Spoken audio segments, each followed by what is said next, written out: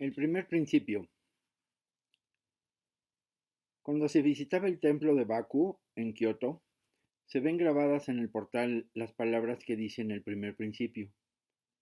Son caracteres muy grandes y los conocedores de caligrafía admiran estos trazos. Incluso en Japón se considera la caligrafía como una pintura. Como nosotros veríamos una pintura, ellos valoran la caligrafía con esos mismos niveles de calidad y de excelsitud. Este grabado que estaba a la entrada del templo tiene más de 200 años. El maestro imita esa caligrafía y enseña a sus alumnos a poderla copiar de la manera más natural y perfecta que sea posible, para lo cual repiten y repiten y repiten el ejercicio hasta que esto llega a un buen resultado. El maestro Kosen ensayaba los caracteres, se los mostraba a los alumnos y había un alumno bastante crítico que todo el tiempo le decía, maestro, ese no es bueno. ¿Y qué tal este? Cuando hacía otro, flojo, peor que antes, dictaminaba el discípulo. Kosen pacientemente, tolerante, ensayaba y ensayaba hoja tras hoja, pues sabía que esto le hacía bien, independientemente de la actitud crítica del discípulo que no tenía la formación todavía para reconocer los caracteres perfectos de los no perfectos, pero estaba en entrenamiento y tenía que enseñarle. Así que el primer principio fue escrito más de 84 veces sobre papel arroz y la caligrafía seguía y seguía avanzando hasta convertirse en algo casi automático, casi del alma al papel. De repente, el discípulo no daba su aprobación. Hubo un momento en que el maestro le pidió que fuera a recoger un poco de más tinta y el alumno salió. Ante esta ausencia de mirada crítica del discípulo, el maestro trazó con toda libertad los caracteres del primer principio y cuando regresó el discípulo le preguntó, ¿y esto? Maestro, una obra extraordinaria. ¿Qué nos quiere decir este cuento un poco más complejo que otros que hemos visto? Muchas veces nuestra naturaleza no tiene nada que ver con lo que esperan los demás. Nosotros hacemos lo que podemos hacer y resulta que los demás se tornan exigentes. Este es un problema que sabemos desde la infancia. Cualquier dibujo que hacíamos era considerado por nuestros padres como incompleto, como malo, no le hacían caso, etcétera, etcétera, y nos van desplazando y siempre consideramos que lo que hacemos no tiene suficiente rigor, no tiene satisfecho a los demás y buscamos incansablemente que a los demás les guste. De ahí viene la necesidad de los likes y likes y likes en los medios de comunicación digital. Pero resulta que para este maestro el repetir el ejercicio no consideraba un reto, simplemente se consideraba como un ejercicio. ¿Qué sucede cuando el discípulo crítico sale del entorno del maestro?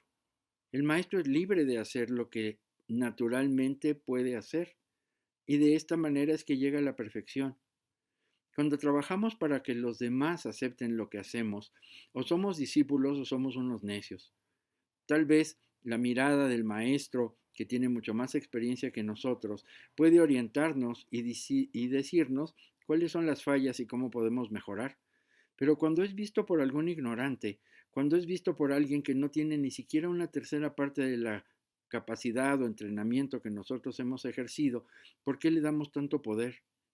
Yo tenía un alumno que era doctor y de repente renunció al proceso de aprendizaje fotográfico porque su mujer le decía que sus imágenes eran muy malas, que cada vez estaba peor. Un día le pregunté, ¿y tu esposa es crítica de arte, directora del Museo de Arte Moderno, es pintora? ¿A qué se dedica? No, es forense.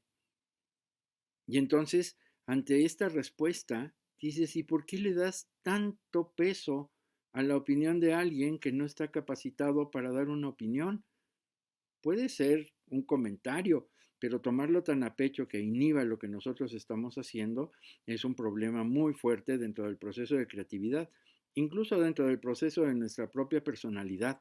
Si hacemos algo y a los demás no les gusta, entonces nos inhibimos. Aquí la tarea del cuento, de alguna manera, es considerar que lo que hagamos tiene que ser con un espíritu libre y por lo tanto no nos importa y no queremos tener cerca a aquellos que están criticando, porque esto estorba. Esto nos lleva a errores. Hemos visto cómo los niños andan en bicicleta y de repente el padre o la madre le pegan un grito de que cuidado y es justo cuando el niño se cae. Cuando uno actúa con libertad, igual que un pájaro, la posibilidad de acierto es muchísimo mayor. Las cosas salen muy naturalmente, tanto en la obra de arte como en la convivencia natural. Cuando tratamos de quedar bien, nos volvemos torpes. Estamos pensando más en el reconocimiento que en la producción. Producir es un placer. Producir en la vida, producir en las amistades, producir en una obra de arte, es un camino para la satisfacción interior. Y nadie, excepto alguien que pueda guiarnos, puede decirnos si aquello está bien o mal. Ese es el resultado de nuestro nivel y hasta dónde vamos. Entonces en la vida sucede lo mismo. Hemos acumulado una gran cantidad de experiencias, de conocimientos y de filosofía para actuar. Cuando alguien interfiere en nuestro camino y nos dice cuáles son los elementos que tenemos que hacer, nos inhibimos, nos entorpecemos y caemos como el chiquillo de la bicicleta. Por lo tanto, consideremos este cuento como la posibilidad de hacer lo que queremos hacer sin buscar que nadie lo apruebe, sin buscar que nadie nos aplauda o que nadie nos critique, y de esta manera fluiremos mejor. Bueno, hasta luego y ya vamos en el cuento 19. Agradezco su presencia y seguiremos. Buen día.